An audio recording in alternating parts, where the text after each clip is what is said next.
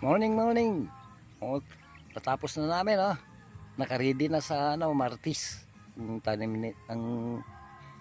taniman.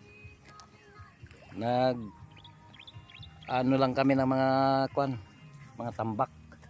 Naayos namin lang yung para hindi basta-basta makuha ng tubig, maalisan ng tubig. Yun ang importante eh.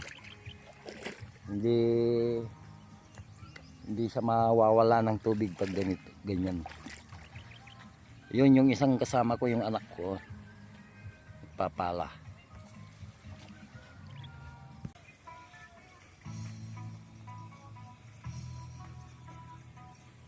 Oh.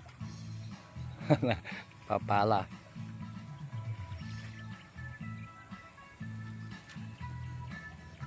Doon, hanggang doon matataniman.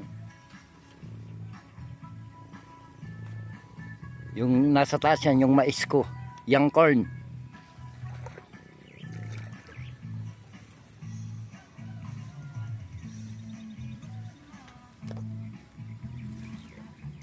Yung nasa dulo naman, yan yung malapit ng anihin, no? Harvesting. Mayroon nang nakahandang pun na yan eh. Tataniman ko uli kaagad.